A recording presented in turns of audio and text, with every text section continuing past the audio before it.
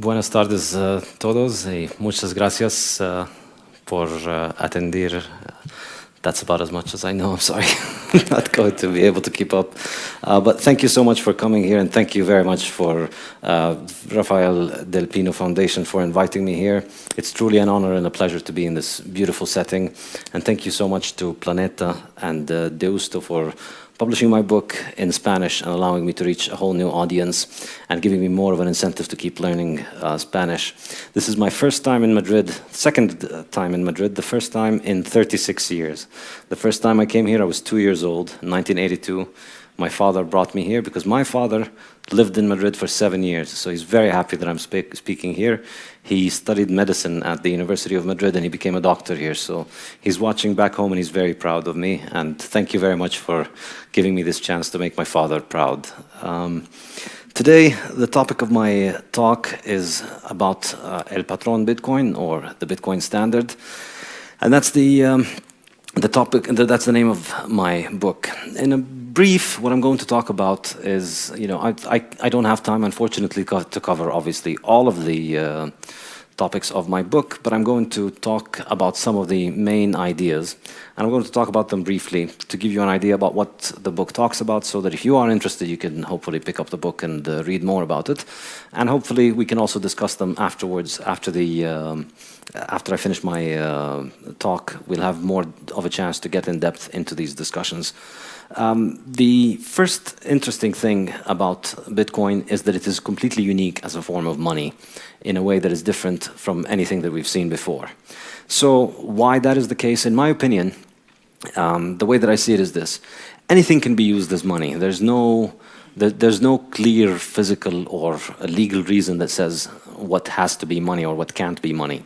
Money is a medium of exchange, and so anytime you decide to buy something, not for its own sake, but in order to exchange it with something else later on, you're effectively using it as a medium of exchange.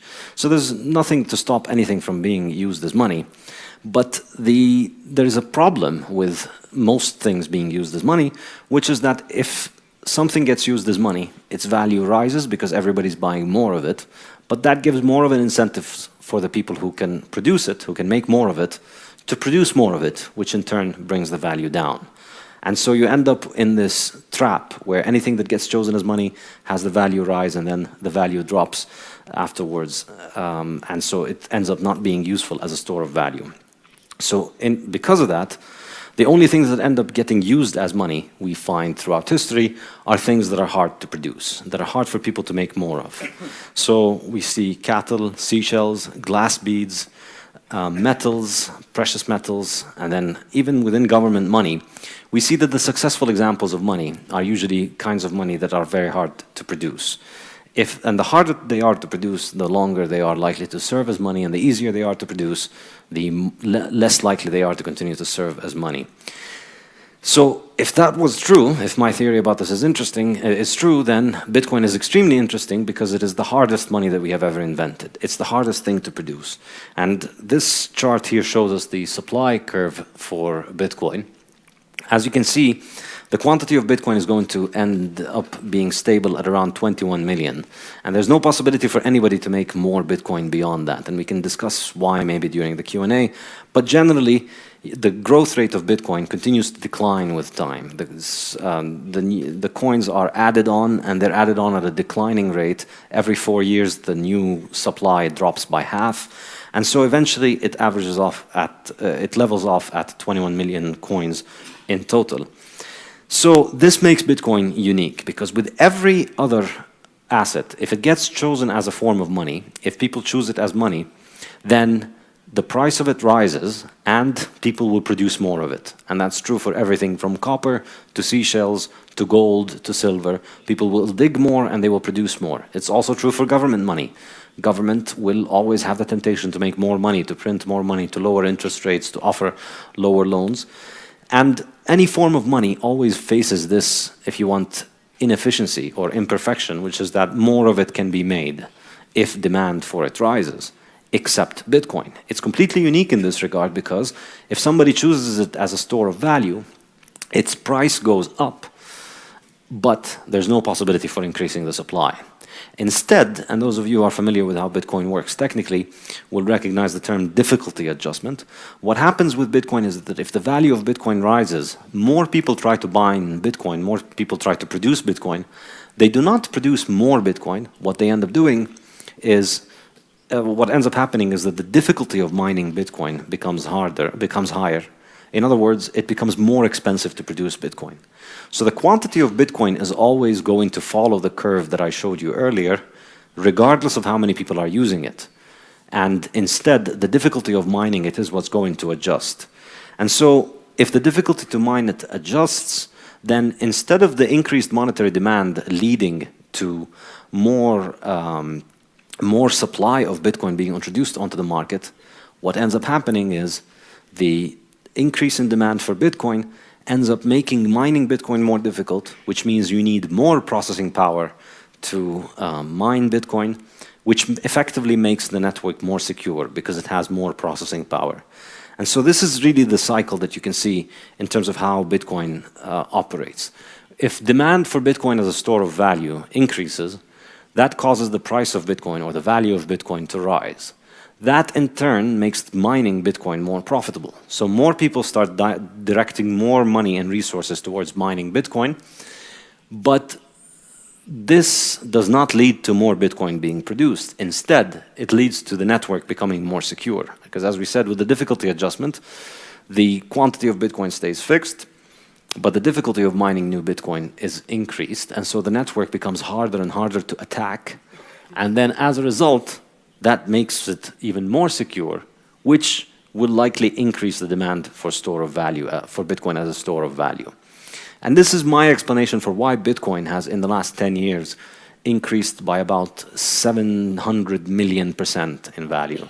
You know, because every time somebody new wants to buy Bitcoin, there's no possibility for them to create extra Bitcoin. The only way for them to get Bitcoin is to raise the price at which they bid for it, which raises the price, which in turn makes the network more secure.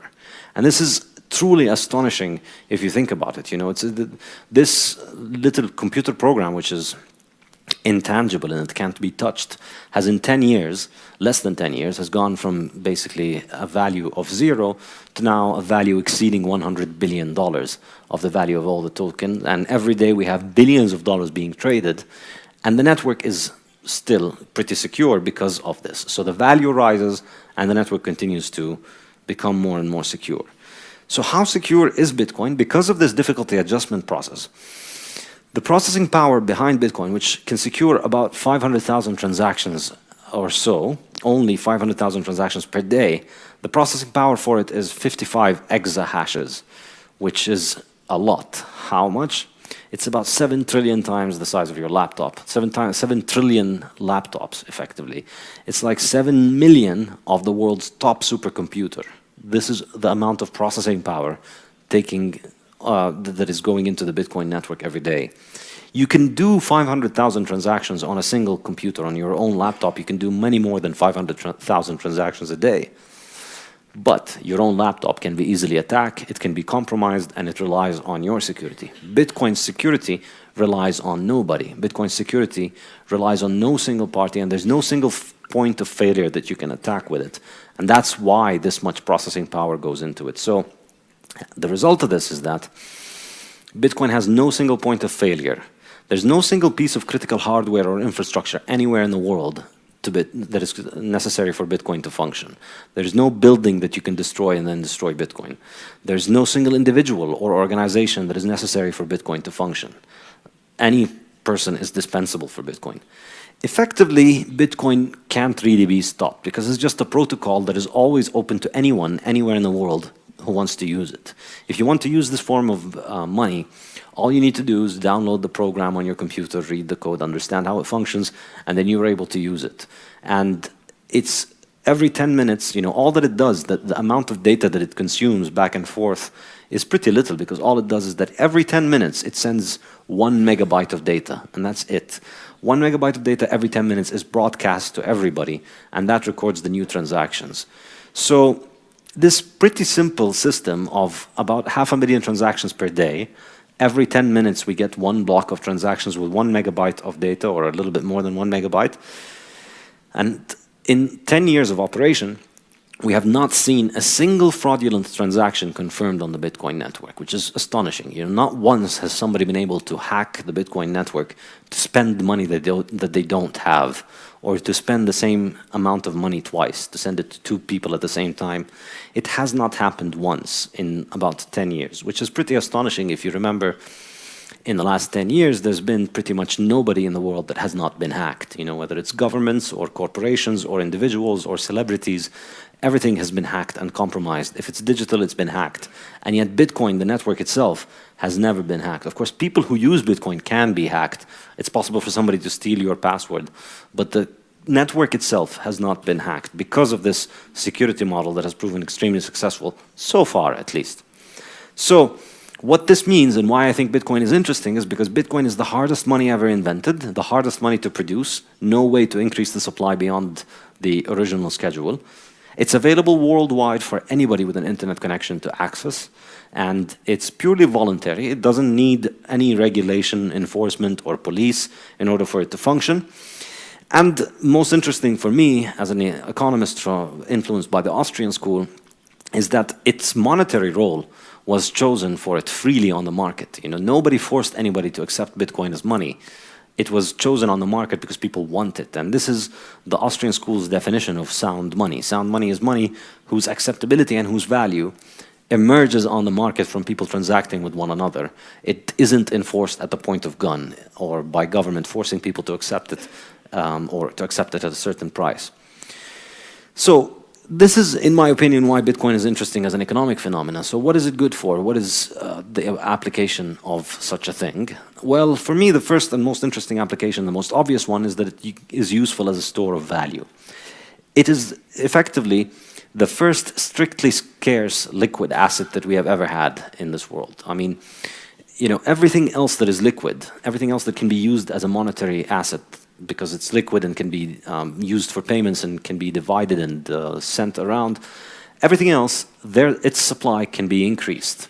If we want more gold, we keep digging and we keep finding more gold. And thousands of years of people digging for gold and we still haven't run out. The deeper we dig, the more we find.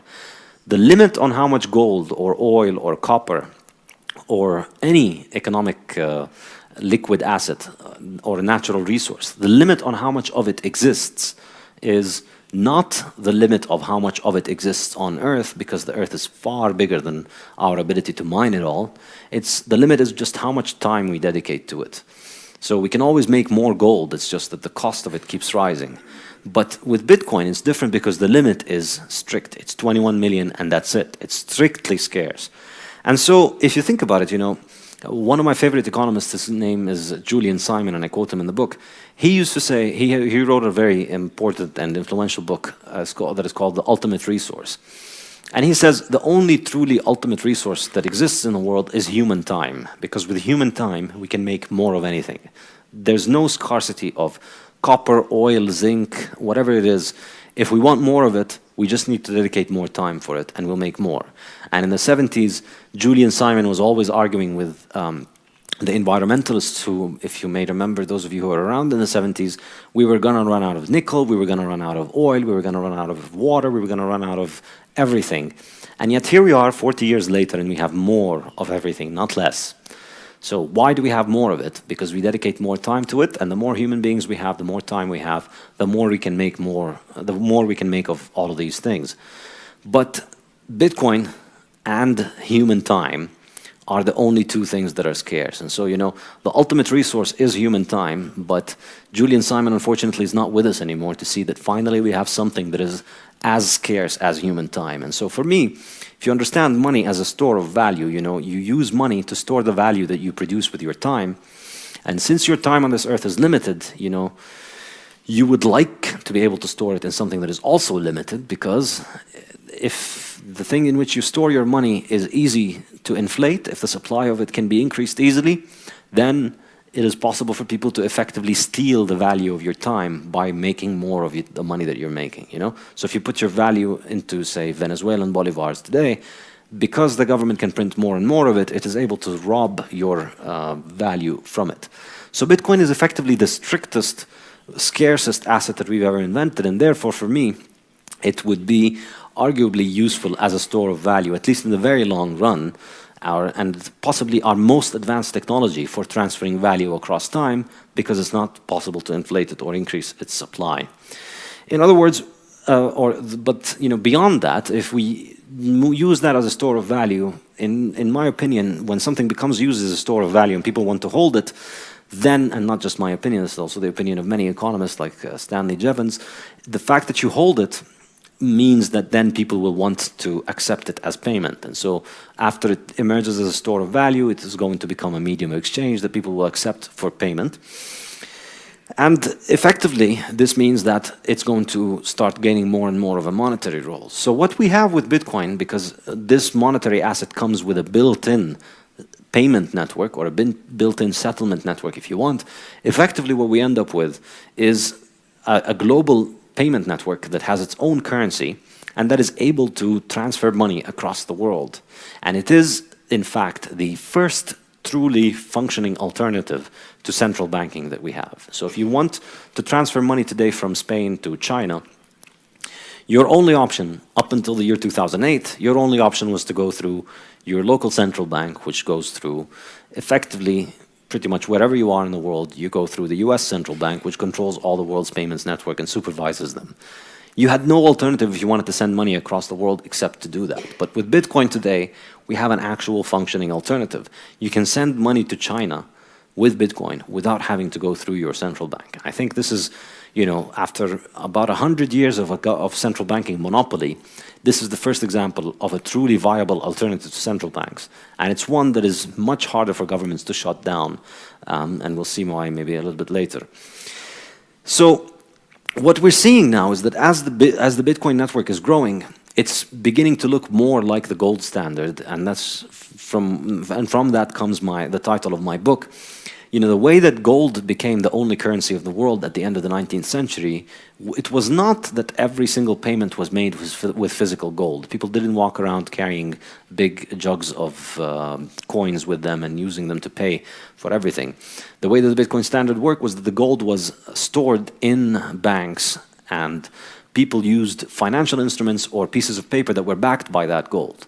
And so for every 100 or 1,000 transactions with a piece of paper or with a letter of credit or with a bill of exchange backed by the gold, for every 1,000 movements of of instruments backed by gold, you would get one movement of the physical gold itself moving from one location to the other. Effectively, when banks wanted to settle with one another, that's when the physical gold would be moving. And Bitcoin is becoming like that. The limitation on Bitcoin's scaling, people thought, well, Bitcoin can only do 500,000 transactions a day, or 1 million or 2 million. That's not just not enough for the whole world, that's not enough for a small town, half of Madrid would not find the Bitcoin network payments enough. But of course, but my point of my book is that Bitcoin's payments can't be understood as consumer payments. They can't be understood as, and they're not very useful if you want to go buy with the Bitcoin network itself, with transactions on the Bitcoin network. But Bitcoin transactions can best be understood as the settlement transactions between banks. And so what we're seeing now, and this is already emerging, that the majority of Bitcoin transactions do not happen on the Bitcoin blockchain. They're not registered on Bitcoin, just like the majority of gold transactions did not involve the physical movement of gold. The physical movement of gold happens for settlement, and the physical movement of Bitcoin, if you want, or the on-chain movements of Bitcoin are happening for settlement of many, many transactions that take place off-chain. And so, we might increase on-chain transactions marginally, but off-chain transactions can increase exponentially, and so therefore there's no limit on the scaling of Bitcoin if you think about it from that regard. So, if this is true, if we are developing an alternative to central banking, we've had a century and a bit of central banking now, and what would it mean for the world? Let's think about it. This is the interesting reason that I wrote the book, is what it would mean for the world if we were to move to a world with a currency that is hard and that is outside of the control of governments.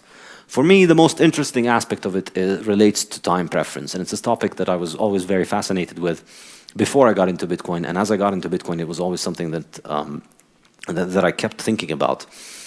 Specifically, the way that I think of it is this: if money is easy, If the value of your money is expected to collapse over time, if you think that, you know, the 100 euros that you have today, in 1 year they're going to be worth, let's say, 5% less, you are far more likely to spend that money today than if you would expect that that 100 euros will be worth 5% more next year, right?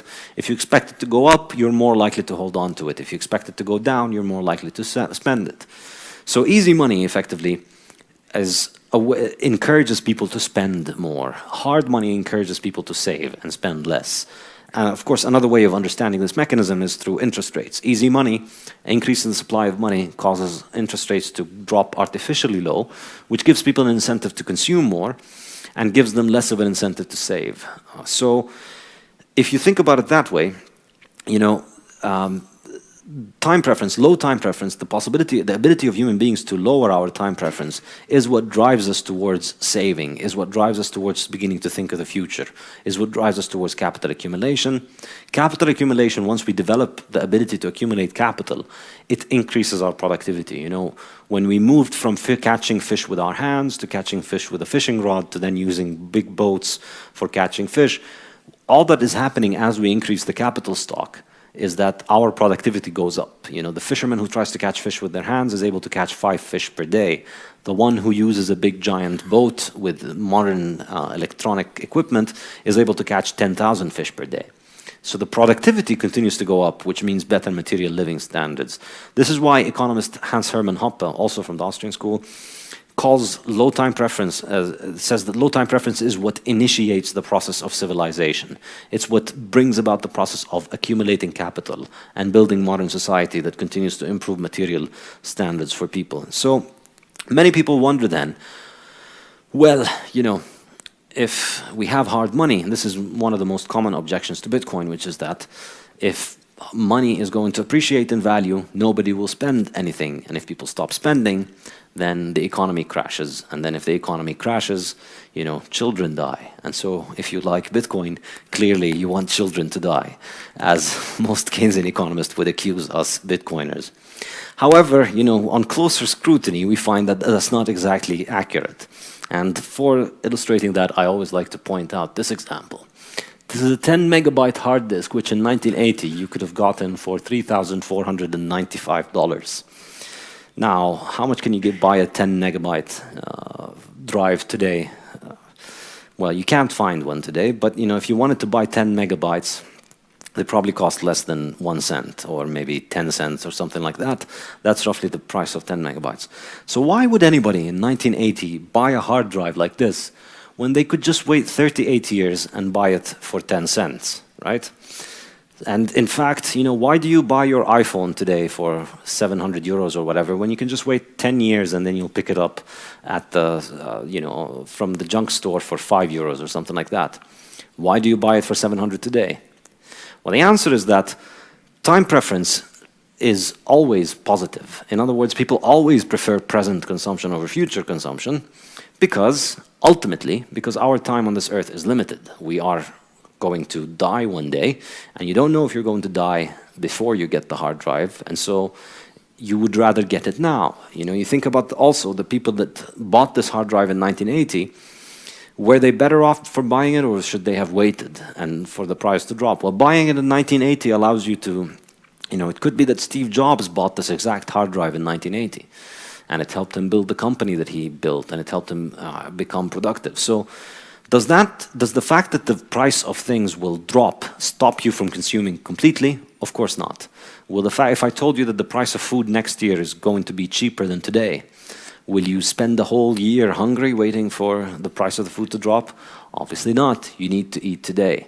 So Keynesians are correct in identifying the mechanism of the hard money reducing consumption. They're incorrect in assuming that this is going to eliminate consumption. It won't eliminate consumption because people need to eat and survive. What it's going to do is that it's going to reduce people's frivolous consumption. It's going to reduce people's consumption of things that they don't need. If you look around the world around you today, you notice people are buying a lot of stuff that they don't need all the time. You notice people buying a lot of plastic crap that they don't need and that keeps accumulating in garbage dumps all the time. And it's because, ultimately, because easy money encourages people to spend more and more. It encourages people to think about the present, because money is like a hot potato. If you keep it in your pocket, it loses its value. So if you save it, you earn low interest on it. If you borrow, you can borrow at low interest. So consumerism can only really be understood as a product of easy money. And it's something that I think Bitcoin is likely to fix.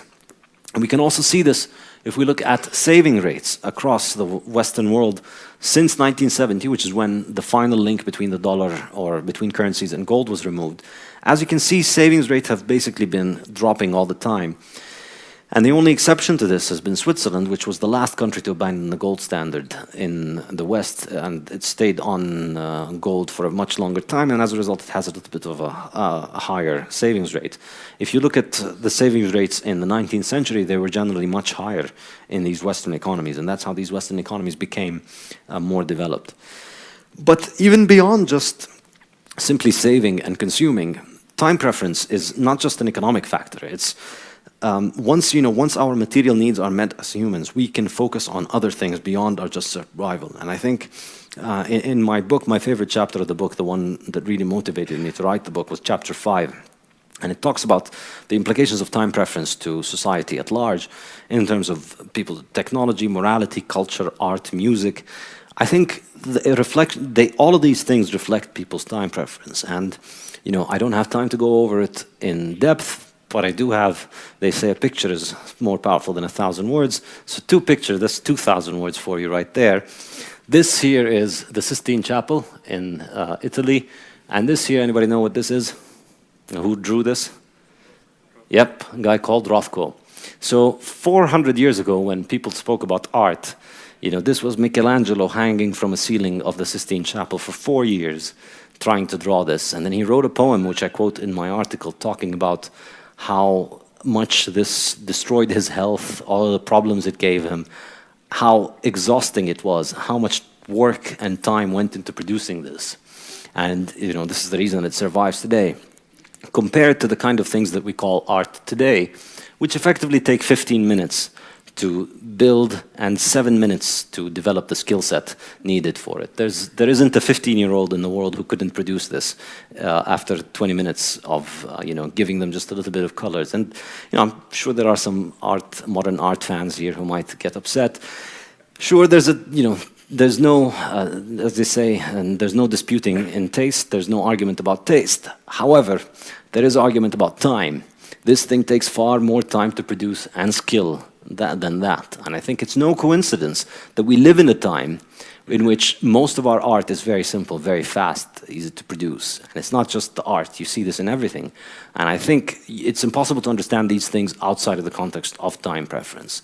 And this is what excites me about Bitcoin personally, because I think it can, once people, and if you talk to Bitcoiners, many of them report this, once they start being able to save money in Bitcoin and watch it appreciate, their entire perspective on spending and on consuming changes, and their perspective changes from day-to-day decision-making, surviving day-to-day, which is what almost everybody thinks of these days, to trying to develop more of a long-term orientation about decision-making.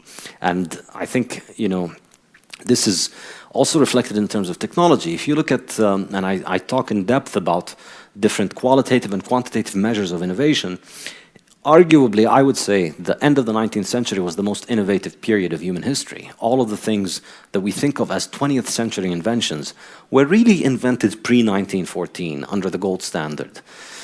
And I think it's no coincidence that it came under hard money. The airplane, hot and cold running water, electricity, internal combustion engine. The reason that we have a modern world, the reason we're not all dying from diseases and our lives continue to improve is because of these technologies that were developed then. In the 20th century, we improved on these technologies, we made them cheaper, they spread all over the world.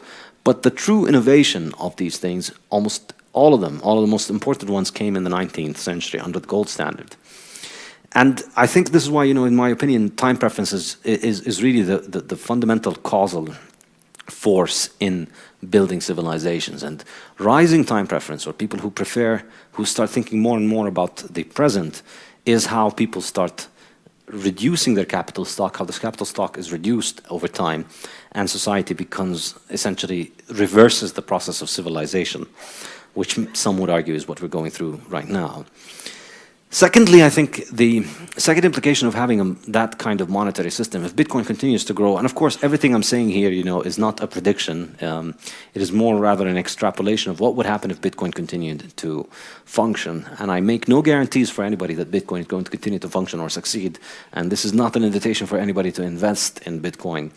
I don't care if you buy Bitcoin, you probably shouldn't. If you want to, you should probably read about it and be careful about how you use it and learn about it. The real investment is in learning how to use it before you put any money into it. But I think if it continues to grow, if more and more people continue to hold it, and the value continues to rise, the ability that more and more of the population in the world will be using a monetary standard that can't be created by governments, whose supply can't be increased by government.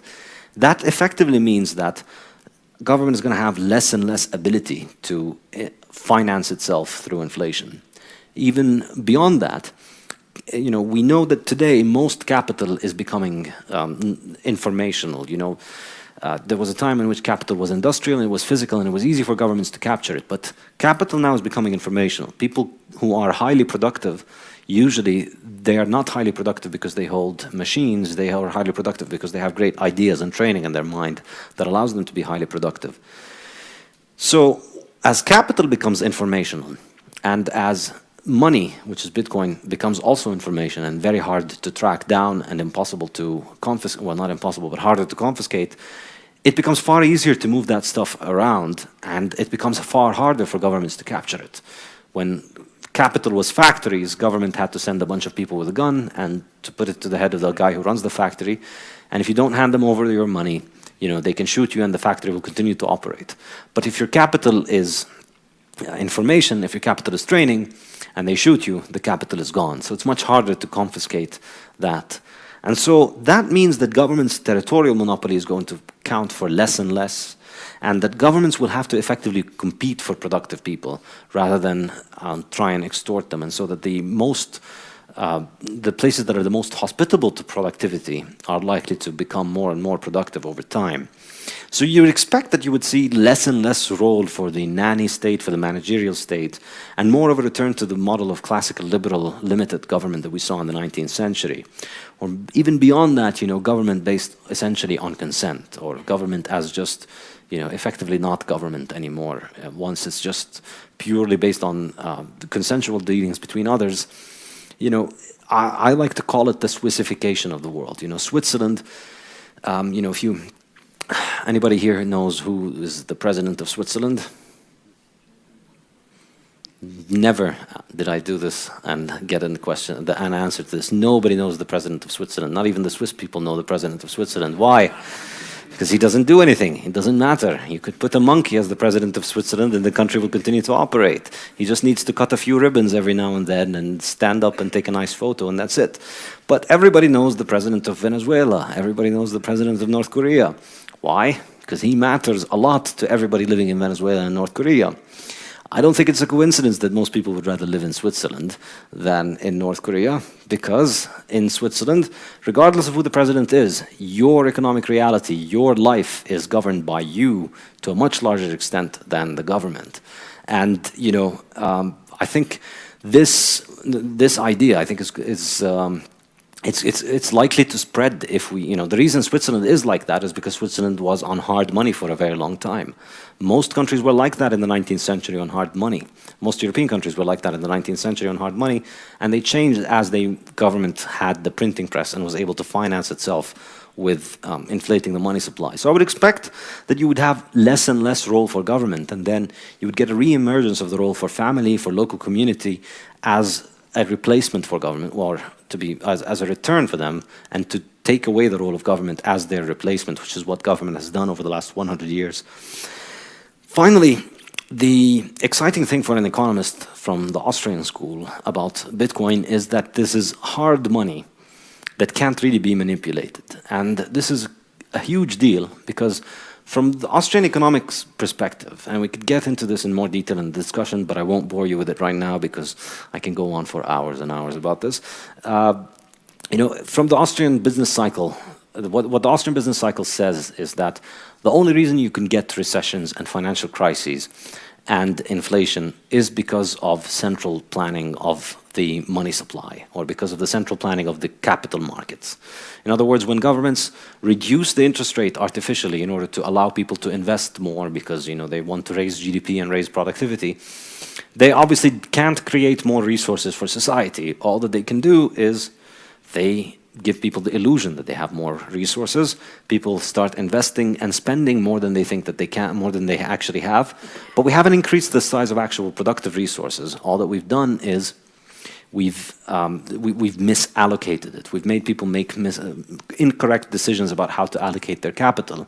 And the result of that is always that this misallocation is later exposed and businesses collapse. And this is, the business cycle that you see in the housing bubbles, that you see in the dot-com bubble, the stock market bubble. And effectively, from the Austrian perspective, all of these bubbles are just the inevitable consequence of easy money, inevitable consequence of governments trying to manipulate the money supply. In other words, if you look at, say, Poland in the 1960s, 70s, and 80s, they always had problems and shortages of oranges and bananas and apples and all these agricultural goods, because all of the market for those things were centrally planned and controlled by governments. And yet, here we are, after communism has collapsed in these countries, now you go to Poland and they never have a shortage of oranges or apples, It's not the geography, obviously. It's because today, even in the middle of winter, you can still buy mangoes in Poland. But in the 1960s, you could never buy even mangoes, or most crops could never be existing. Why? Because of the manipulation of the price. Essentially, the central planning of the price will always cause misallocations in the economy and will cause shortages or surpluses. And the same applies for capital markets. The interest rate is just the price of capital. And so manipulating the interest rate is manipulating the price of capital, and that will cause problems in the capital market. And so effectively, all of these problems, if you ask me, are the result of easy money. And Bitcoin, our hard money in general, is the solution to these problems. So my favorite example is Switzerland. This is Switzerland on the gold standard. This is the unemployment rate. It was practically zero. And the inflation rate was also very, very low at that time. Contrary to Keynesian theory, which says that there's a negative relationship between inflation and unemployment, that if you have high inflation, you can't have high unemployment. Well, they had low inflation and low unemployment. This is how it was in Switzerland up until the 1970s. And then once they stopped being on the gold standard, now, like everybody else, they're getting all these recessions and all this permanent class of unemployed people that is just an inevitable outcome of the fact that the capital markets are always distorted, and capital and labor is always being misallocated because of the manipulation of the price mechanism. So, in my opinion, these things could end on a hard money standard. And if Bitcoin is that, it might really be an enormously beneficial innovation for humanity if it can put an end to government manipulation of capital markets. Beyond that, simply getting rid of the idea of global exchange rates and global foreign exchange. I think perhaps, one of the worst things that has happened in the 20th century is the uninvention of a uniform global monetary standard. And that is the gold standard. The gold standard in the 19th century was the pinnacle of human achievement in terms of economic systems. You could be sitting in Madrid, building something with ingredients from all over the world, and you buy them from everywhere in the world, and you calculate the price of everything in gold, and then you sell it all over the world to people all over the world who pay you in gold. So you're able to calculate all of the prices of all of your inputs and all of your outputs and all of your sales in gold all over the world. And that was the economy that gave us this enormously innovative world. That was the economy of global peace. There's a reason that period from 1870 to 1910 was called, in French they call it La Belle Époque. In America they call it the Gilded Age. In Britain it's the Victorian era. It was the peak of the Victorian era. There was little war going on all over the world. There was peace, mostly. People were trading all over the world on one monetary standard. It was a stable monetary standard that was used all across the world because of its stability, it allowed for a lot of cooperation between everybody everywhere. And the notion that we uninvented that and replaced it with national currencies, regional currencies, is effectively like going back to barter. I mean, it's almost as counterproductive as uninventing languages. And let's uninvent Spanish and give every family its own language, and then they have a dictionary between them and the other family. And then every time you want to talk to somebody, you need to convert from your language to theirs. The benefit of having one monetary standard is enormous. And the result of it, today is that the foreign exchange market is about 25 times the size of global GDP. Because every time you want to buy something from somebody who lives across a border that has a different currency, not only do you have to calculate it in their currency, but also the value of the currency, yours and theirs, is always fluctuating. So because of this, businesses go out of business not because they make wrong decisions, but because the foreign exchange rates that they use for the supplies that they get or for the markets that they sell to have fluctuated. So something like Brexit could put a Spanish company out of business, even though the Spanish company was very profitable, but because their competitors are British and now the British pound has collapsed, their competitors have a massive advantage, the Spanish company goes out of business.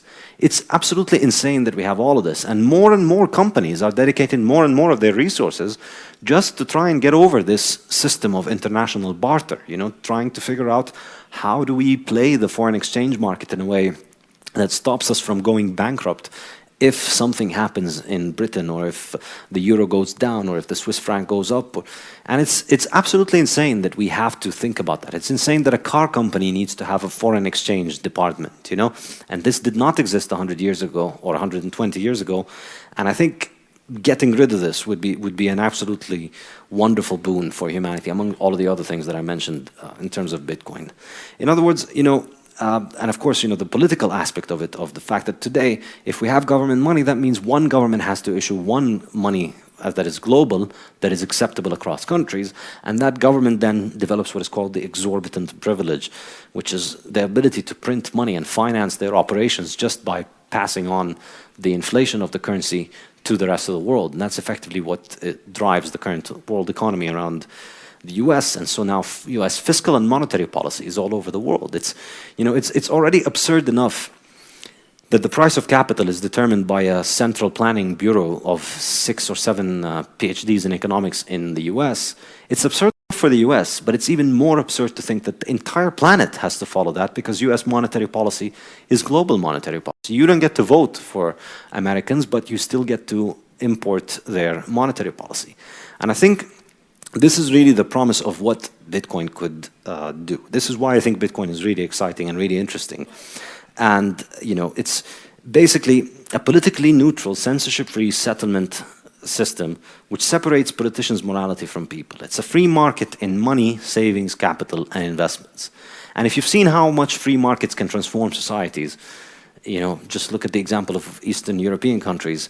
I think the possibilities from a free market in money, savings, capital, and investment is an absolutely amazing one, and one that is well worth anticipating and looking forward to.